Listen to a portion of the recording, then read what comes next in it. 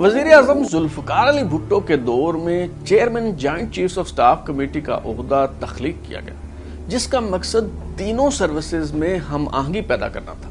बज़ाहिर इस joint directorate पर बरी, बहरी और फजाई अफवाज का यकसा हक है, मगर गुज़श्ता 46 साल के दौरान आने वाले 17 में से 14 सरबराहान का ताल्लुक आर्मी से रहा।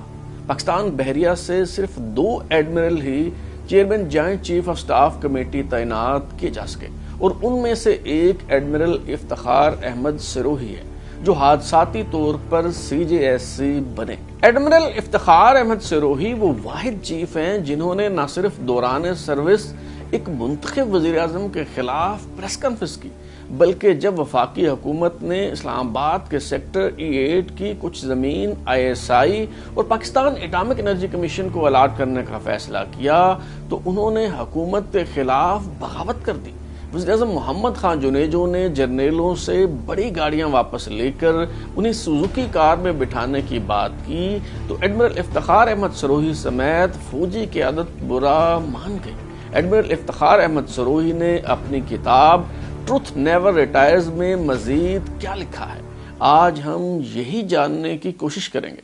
तराजू की सीरीज किताब कहानी की नई किस्त के साथ मैं हूं बिलाल गौरी और आप देख रहे हैं तराजू।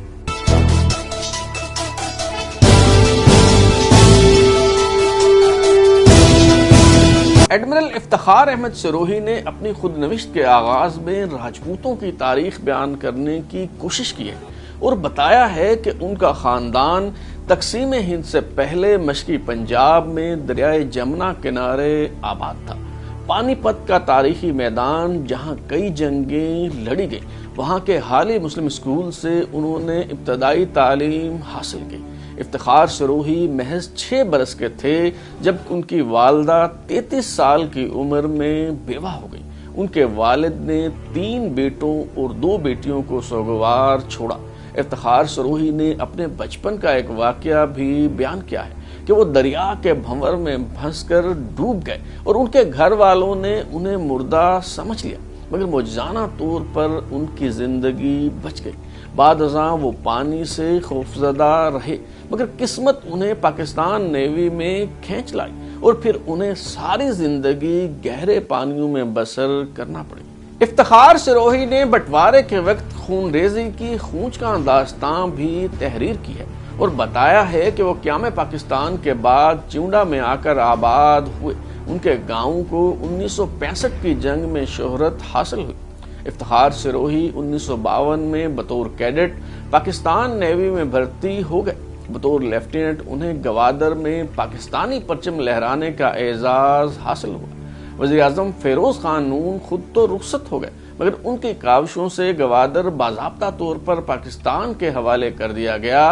तो 8 दिसंबर 1958 को लेफ्टिनेंट इफ्तिखार सिरोही की क़यादत में पाकिस्तान बहरिया की एक प्लाटून ने गवादर जाकर सब्ज हिलाली परचम लहरा दिया। पाकिस्तान नेवी इस दिन को हर साल गवादर डे के तौर पर मनाती है।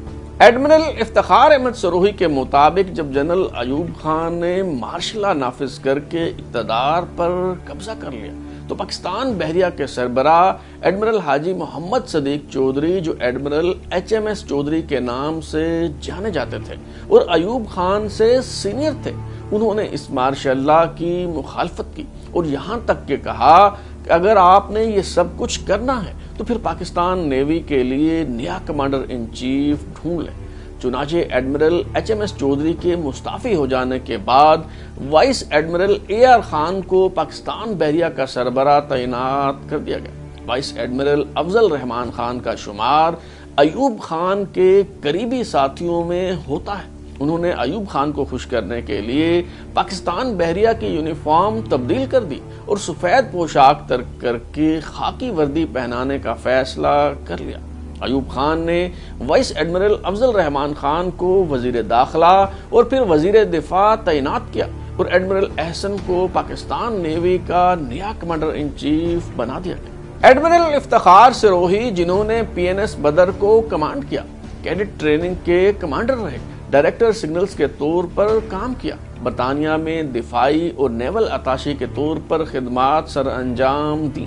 Deputy chief of naval staff رہے، فلیٹ کمانڈر اور پھر کمانڈر کراچی کے طور پر فرائض سر انجام دیے اور پھر ڈی جی ٹریننگ تعینات کیے گئے۔ جب کرامت رحمان نیازی نیول چیف کے طور پر 6 سال مکمل کر کے 1983 میں ریٹائر ہو رہے تھے اور جنرل ضیاء الحق نے نئے چیف کی تعیناتی کا فیصلہ کرنا تھا تو افتخار احمد سروہی بھی متوقع امیدواروں کی فہرست میں شامل تھے، مگر قرائے فال ایڈمرل طارق کمال خان کے نام نکلا۔ ایڈمرل افتخار احمد سروہی کے نئے چیف کے ساتھ تعلقات خوشگوار نہیں رہے۔ ایڈمرل طارق کمال خان نے افتخار سروہی کے خلاف کرپشن کے الزامات لگا کر تحقیقات شروع کروا دی اور پھر انہیں کھڈے لائن لگانے کا فیصلہ کر لیا۔ ایڈمرل افتخار احمد سروہی لکھتے ہیں کہ نیول چیف ایڈمرل طارق کمال خان نے مارچ 1985 میں انہیں بلا کر کہا کہ تمہارے نیول چیف بننے کا کوئی امکان نہیں، اس لیے میں نے تمہیں کراچی شپ یارڈ اینڈ انجینئرنگ سروسز کا مینیجنگ ڈائریکٹر تعینات کرنے کا فیصلہ کیا ہے۔ ایڈمرل افتخار سروہی کو اس فیصلے سے شدید مایوسی ہوئی اور انہیں لگا کہ شاید ان کا کیریئر ختم ہو گیا، مگر قدرت کو کچھ اور ہی منظور تھا۔ ایڈمرل افتخار احمد سروہی اپنی خود نوشت ٹروتھ نیور ریٹائرز کے صفحہ نمبر 263 پر لکھتے ہیں کہ کرپشن کی لعنت پورے ملک اور عالمی سطح پر چھائی ہوئی تھی۔ جب میں نے کراچی شپ یارڈ اینڈ انجینئرنگ سروسز کو بطور ایم ڈی جوائن کیا تو ایک جہاز بنانے کے لیے کسی ملک کے ساتھ بات چیت چل رہی تھی۔ ایک مقامی شخص جو اس ملک کے ایجنٹ یا وچولے کا کردار ادا کر رہے تھے، انہوں نے بغیر کسی ہچکچاہٹ، خوف یا شرم کے مجھے کہا کہ آرڈر لینا ہے تو شکاگو کے بینک اکاؤنٹ میں $1.5 ملین جمع کروا دیں۔ میں نے اسے دفتر سے نکل جانے کو کہا۔ جاتے ہوئے اس نے ڈائریکٹر پروڈکشن کو کہا اس اپروچ کے ساتھ یہ آدمی یہاں 3 ماہ نہیں نکال سکے گا۔ اس نے ٹھیک کہا تھا۔ مجھے خوشی ہے کہ میں وہاں 3 ماہ نہیں نکال سکا۔ چاروں طرف پھیلی کرپشن پر میں مضطرب تھا، چنانچہ میں نے صدر مملکت سے بات کرنے کا فیصلہ کر لیا۔ ایڈمرل طارق کمال خان کی ریٹائرمنٹ قریب آئی تو ایڈمرل افتخار احمد سروہی ایک اور مشکل میں پھنس گئے۔ ان پر قادیانی ہونے کا الزام لگ گیا۔ ایڈمرل طارق کمال خان نے 31 مارچ 1986 کو ریٹائر ہونا تھا، مگر 22 مارچ تک نئے نیول چیف کی تعیناتی کا فیصلہ نہ ہوا تو یہ افواہیں گردش کرنے لگیں کہ شاید پرانے چیف کو ہی ایکسٹینشن دی جا رہی ہے۔ رات 8:30 بجے ایڈمرل افتخار احمد سروہی کے ٹیلی فون کی گھنٹی بجی تو صدر ضیاء الحق کے ملٹری سیکرٹری لائن پر تھے۔ انہیں فوری طور پر اسلام آباد آ کر جنرل ضیاء الحق سے ملاقات کرنے کو کہا گیا۔ ایڈمرل افتخار احمد سروہی سمجھ گئے کہ وہ لمحہ جس کا انہیں انتظار تھا آن پہنچا ہے۔ ایڈمرل افتخار احمد سروہی نے 23 مارچ کی پریڈ ٹی وی پر دیکھی اور جب 12:50 پر جنرل ضیاء الحق نے آرمی ہاؤس میں انہیں شرف ملاقات بخشا تو انہیں بتا دیا گیا کہ آپ کو پاکستان بحریہ کا سربراہ تعینات کیا جا رہا ہے۔ ایڈمرل افتخار احمد سروہی لکھتے ہیں کہ انہوں نے اس ذمہ داری کا چارج لینے سے پہلے 2 رکعت نماز نفل ادا کی۔ ایڈمرل افتخار احمد سروہی پاکستان بحریہ کے چیف بنے تو محمد خان جنیجو وزارت عظمیٰ کا منصب سنبھالے ہوئے تھے۔ 8 اپریل 1986 کو ایڈمرل افتخار احمد سروہی کی وزیر اعظم محمد خان جنیجو سے پہلی ملاقات ہوئی جو خوشگوار نہیں تھی۔ وزیر اعظم نے نیول چیف کو کھری کھری سنا دی اور صاف بتا دیا کہ وہ بحری جہازوں کی خریداری کے حوالے سے دباؤ میں نہیں آئیں گے اور اس حوالے سے کیا جا رہے اخراجات پر انہیں مطمئن کرنا ہوگا۔ اس ملاقات سے ایڈمرل افتخار احمد سروہی نے یہ تاثر لیا کہ وزیر اعظم محمد خان جنیجو پاکستان نیوی سے مخاصمت رکھتے ہیں۔ پاکستان نیوی جنرل ضیاء الحق کی آشیرواد سے سوان ہنٹر کے برٹش رائل نیوی کے لیے تیار کیے گئے ٹائپ 23 فریگیٹ خریدنا چاہتی تھی، مگر وزیر اعظم محمد خان جنیجو اس مہنگے سودے کے حق میں نہ تھے۔ جنرل ضیاء الحق کی سربراہی میں joint chiefs of staff committee کا ایک خصوصی اجلاس ہوا، اس میں برطانیہ سے ٹائپ 23 فریگیٹ اور 2 پرانے لینڈر کلاس بحری جنگی جہاز خریدنے کا فیصلہ کیا گیا۔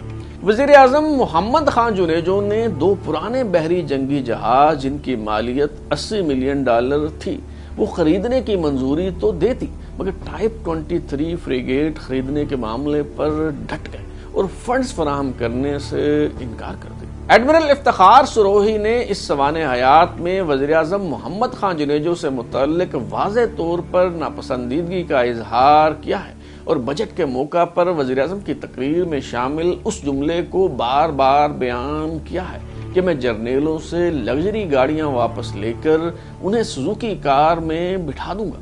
ایڈمرل افتخار سروہی اپنی کتاب کے صفحہ نمبر 317 پر سیاستدانوں سے متعلق رائے کا اظہار کرتے ہوئے لکھتے ہیں کہ بحیثیت مجموعی سیاستدانوں کے کوئی اصول نہیں ہوتے اور ان کے لیے پارٹیاں اور وفاداریاں تبدیل کرنا کپڑے بدلنے سے بھی زیادہ آسان ہوتا ہے۔ ایڈمرل افتخار احمد سروہی واحد سروسز چیف ہیں جنہوں نے دوران ملازمت منتخب وزیر اعظم کے خلاف بغاوت کا ارتکاب کرتے ہوئے پریس کانفرنس کر دی۔ اپنی تصنیف ٹروتھ نیور ریٹائرز کے صفحہ نمبر 288 پر اس واقعہ کی تفصیل بیان کرتے ہوئے لکھتے ہیں کہ میں نے صدر ضیاء الحق سے اجازت لے کر پریس بریفنگ کا اہتمام کیا تاکہ ریکارڈ کو درست رکھا جا سکے۔ پریس بریفنگ میں ایڈمرل افتخار احمد سروہی نے وزیر اعظم کو نااہل قرار دیتے ہوئے کہا کہ محمد خان جنیجو قومی اہمیت کے حامل معاملات کو سمجھنے اور سفارشات کے باوجود فیصلہ کرنے سے قاصر ہیں۔ وزیر اعظم محمد خان جنیجو پر ایڈمرل افتخار احمد سروہی کے برہم ہونے کی کئی وجوہات ہیں، جن میں سے کئی ایک انہوں نے خود اپنی سوانح حیات میں بیان کی ہے۔ مثال کے طور پر بری افواج کی دیکھا دیکھی پاکستان بحریہ نے کمرشل سرگرمیوں کا آغاز کیا اور ایڈمرل شریف کے دور میں بحریہ فاؤنڈیشن بنا کر ہاکس بے میں افسروں کے لیے ہاؤسنگ سکیم شروع کی گئی، جبکہ ماڑی پور میں بحریہ کے سیلرز کے لیے رہائشی کوارٹرز تعمیر کرنے کا منصوبہ شروع کیا گیا۔ ناتجربہ کاری کے باعث ان دونوں رہائشی منصوبوں میں نقصان اٹھانا پڑا، تو ایڈمرل افتخار احمد سروہی نے فرمائش کی کہ خسارہ پورا کرنے کے لیے 48 ملین روپے کی امداد دی جائے یا بینک سے لیا گیا قرضہ معاف کروا دیا جائے۔ وزیر اعظم محمد خان جنیجو نے یہ فرمائش پوری کرنے سے معذرت کر لی۔ بحریہ کے لیے جنگی جہازوں کی خریداری کے علاوہ وزیر اعظم محمد خان جنیجو سے ناراضگی کی ایک اور وجہ بھی تھی۔ اسلام آباد کے ماسٹر پلان کے مطابق سیکٹر E8 پاکستان نیوی کو الاٹ کیا گیا تھا۔ اس سیکٹر کی کچھ زمین Pakistan atomic energy commission ISI اور لو کاسٹ ہاؤسنگ سکیم کے لیے الاٹ کر دی گئی۔ پاکستان اٹامک انرجی کمیشن کے حکام نے یہاں کنسٹرکشن کے لیے کھدائی شروع کی تو نیول حکام نے CDA پر چڑھائی کر دی۔ CDA حکام نے بتایا کہ یہ الاٹمنٹ وزیر اعظم کے حکم پر کی گئی ہے۔ ایڈمرل افتخار احمد سروہی نے ایک مرتبہ پھر وزیر اعظم کے خلاف بغاوت کر دی اور کہا کہ میں 1 ملی میٹر زمین بھی کسی کو نہیں لینے دوں گا۔ ایڈمرل افتخار احمد سروہی کے حکم پر سیکٹر E8 میں زیر تعمیر عمارتیں گرا دی گئی، مسلح نیوی اہلکار تعینات کر دی گئے اور حکم دیا گیا کہ یہاں کوئی بھی آئے اسے گرفتار کر لیا جائے۔ وزیر اعظم محمد خان جنیجو سے متعلق ناپسندیدگی محض پاکستان بحریہ تک محدود نہیں تھی، بلکہ تینوں سروسز میں غم و غصہ پایا جا رہا تھا۔ ایڈمرل افتخار سروہی اپنی خود نوشت ٹروتھ نیور ریٹائرز کے صفحہ نمبر 333 پر لکھتے ہیں کہ 1987 کی دوسری ششماہی کے دوران جوائنٹ سروسز ہیڈ کوارٹر آیا تاکہ چیئرمین JCSC کے ساتھ کچھ معاملات پر بات چیت کر سکوں۔ ابتدائی گفتگو کے بعد چیئرمین واش روم چلے گئے اور اس دوران ایئر چیف مارشل جمال احمد خان تشریف لائے۔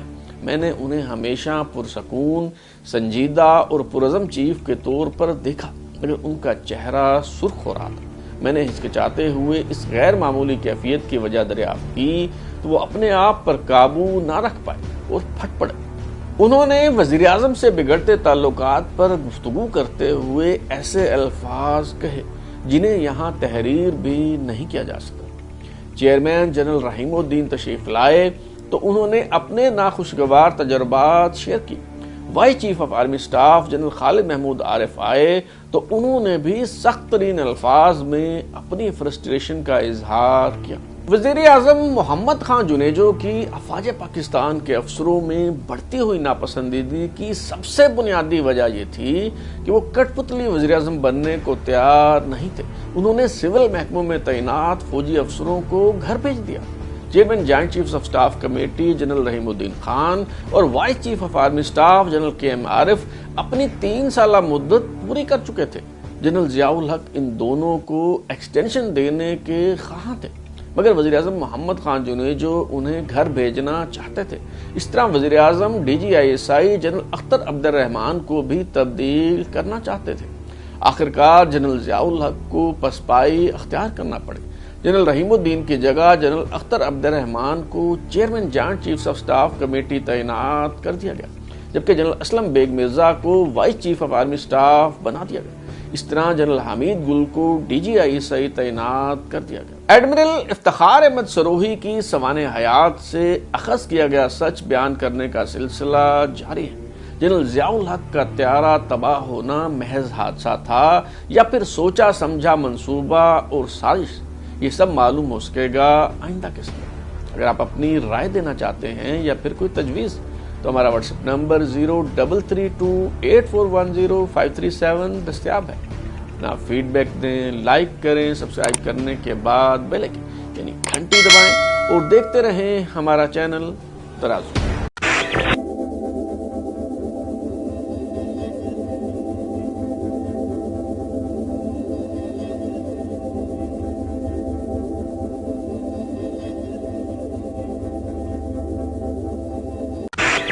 وزیر اعظم محمد خان جنیجو سانحہ اوجڑی کیمپ پر 2 جرنیلوں کا سر مانگ رہے تھے۔ سیکرٹری دفاع کے ذریعے یہ پیغام جنرل ضیاء الحق کو بھیجا گیا، مگر وہ کون سا واقعہ تھا جو اونٹ کی کمر پر آخری تنکا ثابت ہوا اور جنرل ضیاء الحق نے اپنے ہی چنیدہ وزیر اعظم کو گھر بھیجنے کا فیصلہ کر لیا۔ جنرل ضیاء الحق کا طیارہ تباہ ہونے کے بعد لاشوں کا پوسٹ مارٹم کیوں نہ ہونے دیا گیا اور کس نے تحقیقات میں رکاوٹ ڈالی؟ جنرل اسلم بیگ مرزا جو بادشاہ گر بن گئے، انہوں نے کہا کہ وہ بے نظیر بھٹو کو کسی صورت وزیر اعظم قبول نہیں کریں گے، مگر پھر انہیں گھٹنے کیوں ٹیکنا پڑے؟ بے نظیر بھٹو کوشش کے باوجود chairman joint chiefs of staff committee admiral Iftikhar Ahmed Sirohi کو کیوں نہ ہٹا سکے اور انہوں نے اپنی خود نوشت ٹروتھ نیور ریٹائرز میں اور کیا انکشافات کیے ہیں؟ آج ہم یہی معلوم کرنے کی کوشش کریں گے۔ ترازو کی سیریز کتاب کہانی کی نئی قسط کے ساتھ میں ہوں بلال غوری اور آپ دیکھ رہے ہیں ترازو۔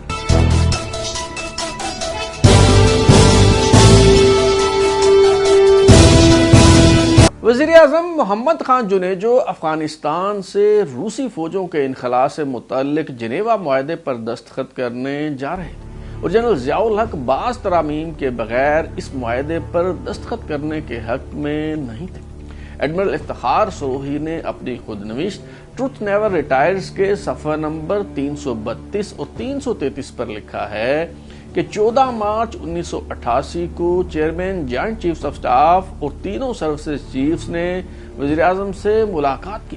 رخصت ہونے سے پہلے chairman joint chiefs of staff نے وزیر اعظم کو دھمکی آمیز انداز میں کہا کہ اگر افغانستان سے متعلقہ معاہدے پر سیف گارڈز یعنی جنرل ضیاء الحق کی تجویز کردہ ترامیم کے بغیر دستخط کیے گئے تو اس سے پیدا ہونے والے نتائج کا میں ذمہ دار نہیں ہوں۔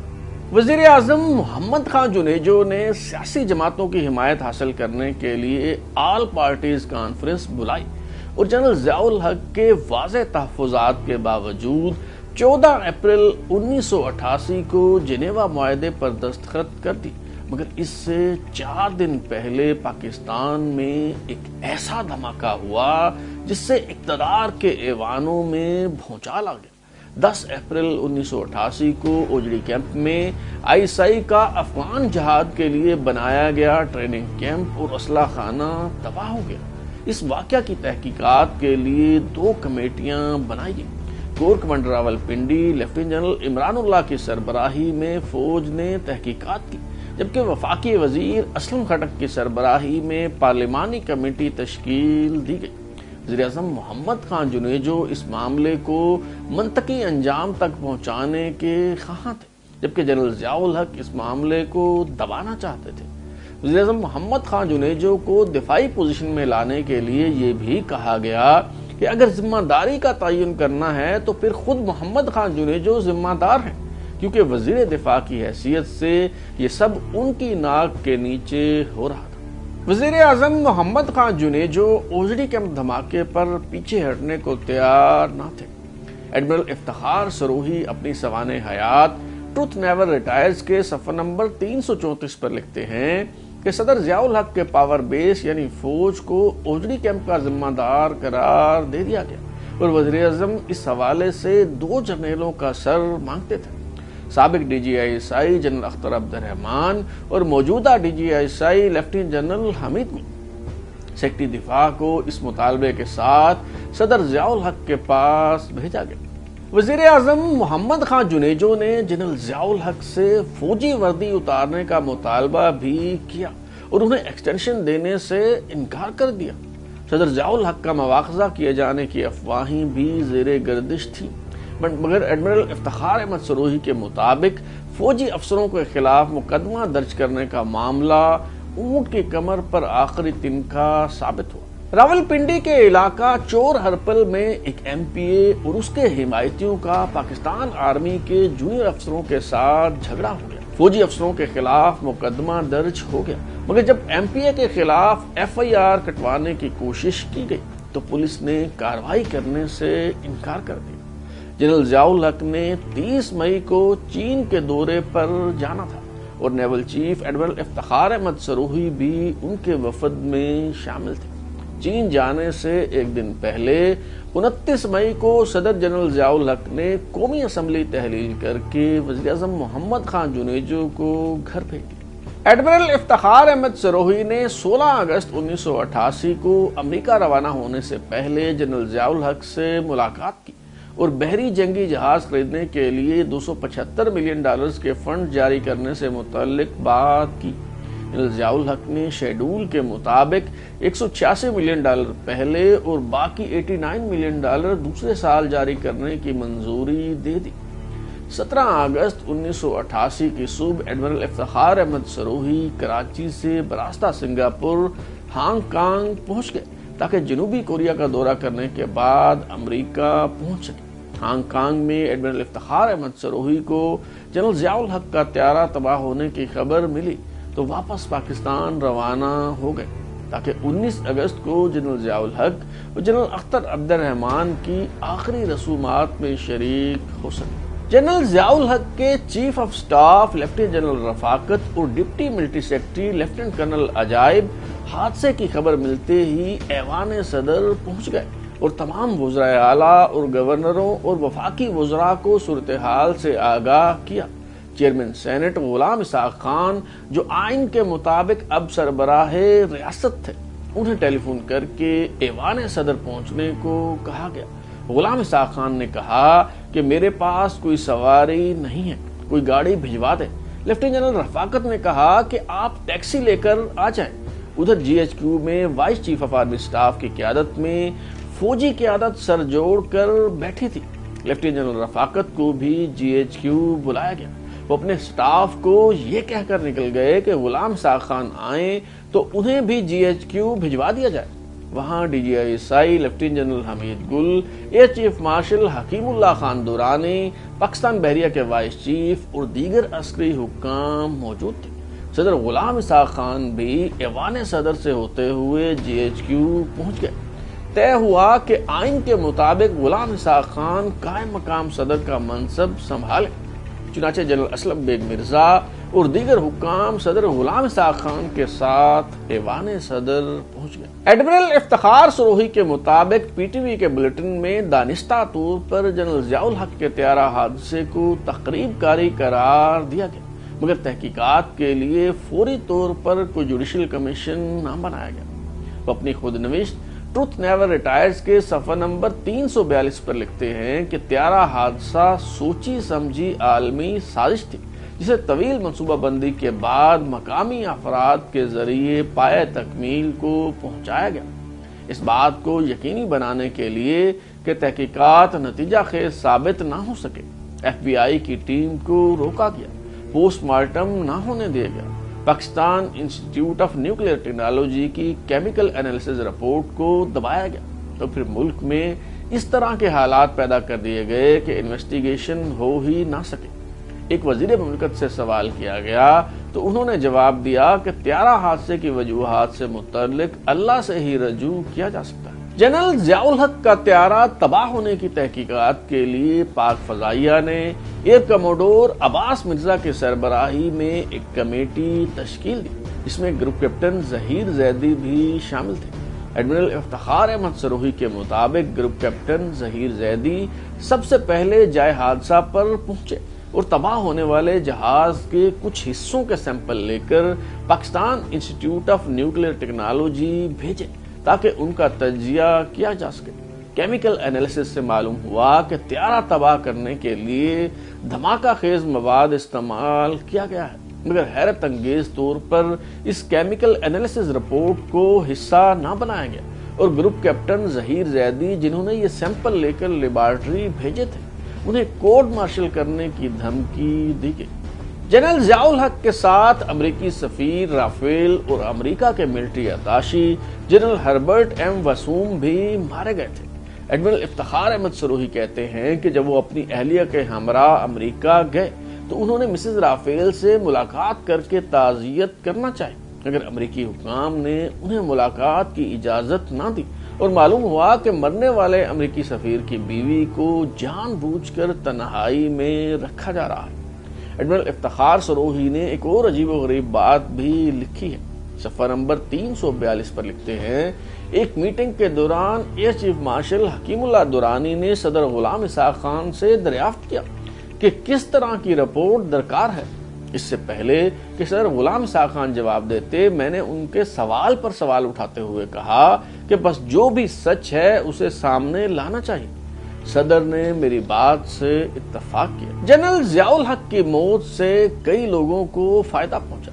غلام اسحاق خان صدر مملکت بن گئے، جنرل اسلم بیگ مرزا نے سپہ سالار کا منصب سنبھال لیا، جبکہ ایڈمرل افتخار احمد سروہی جن کی ریٹائرمنٹ قریب تھی انہیں chairman joint chiefs of staff بنا دیا گیا۔ 27 اگست 1988 کو قائم مقام صدر غلام اسحاق خان کی سربراہی میں ایمرجنسی کونسل کا پہلا اجلاس ہوا تو نگران سیٹ اپ لانے پر بات ہوئی۔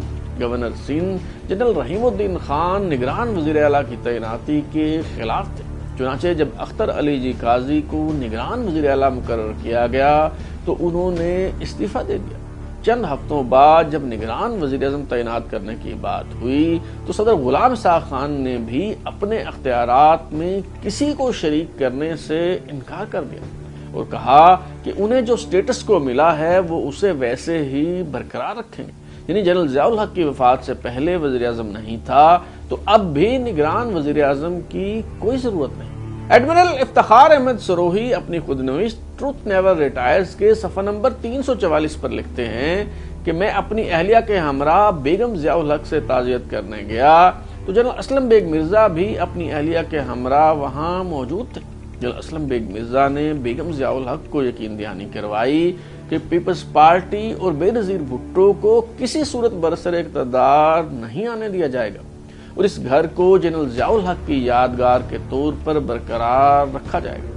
مجھے اندازہ ہوا کہ سیاسی عمل سے متعلق army chief general Aslam Beg Mirza اور ایئر چیف مارشل حکیم اللہ درانی کا نقطہ نظر کس قدر مختلف ہے۔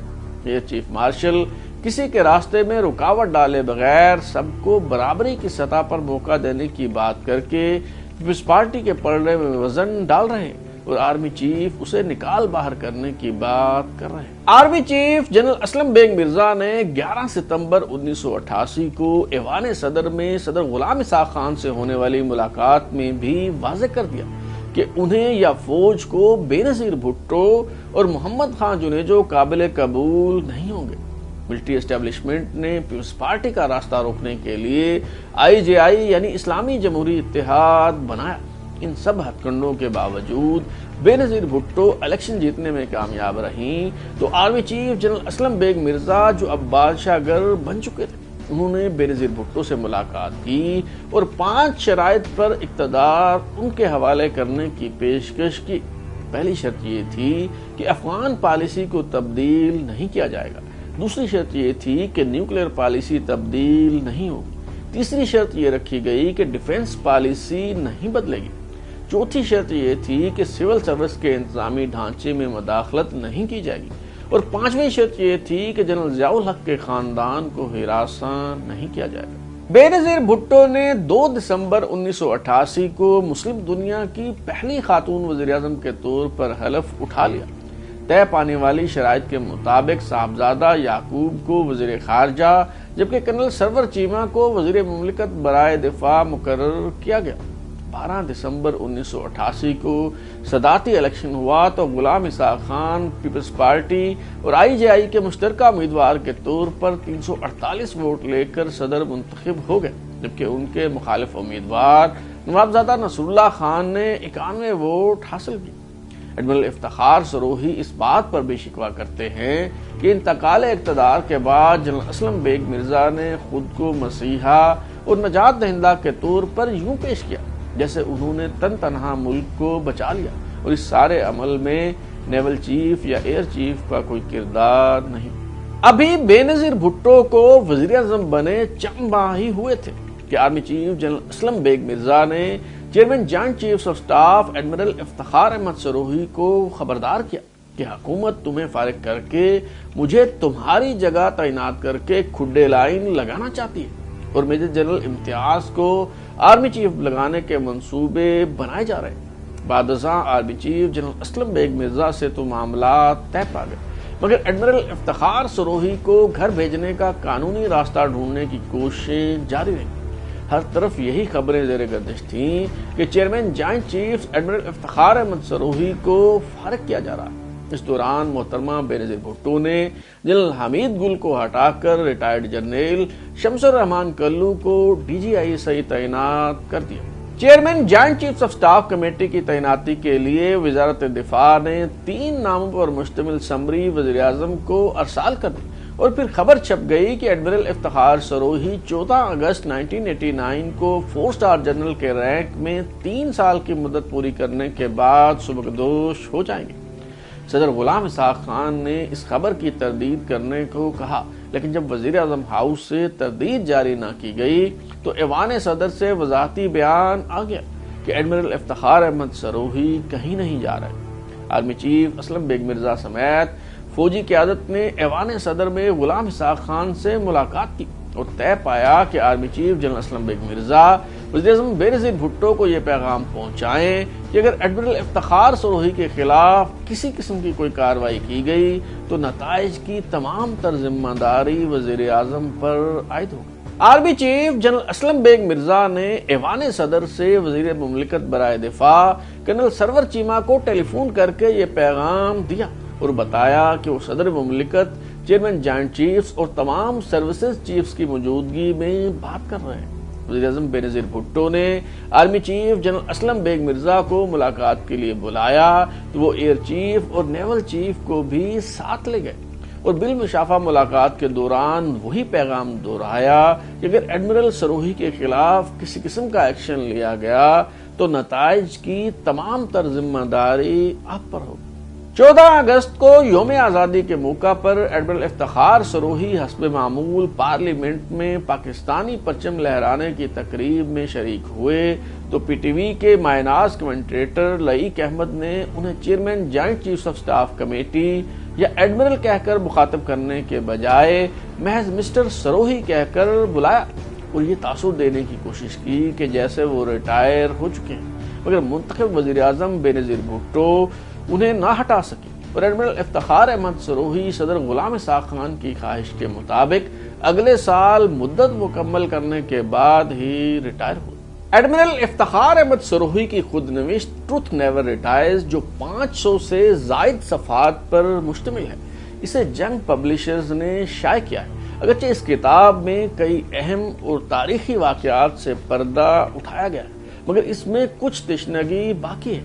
ایڈمرل افتخار سروہی جنہوں نے 1965 اور 1971 کی جنگوں میں حصہ لیا، انہوں نے آپریشن دوارکا اور PNS غازی کی غرقابی کا محض سرسری سا ذکر کیا ہے، حالانکہ پاکستان نیوی کے ان کارناموں کو اجاگر کیا جانا چاہیے۔ کتاب کہانی کا سلسلہ جاری ہے، کسی اور کتاب کے ریویو کے ساتھ جلد ملاقات ہوگی۔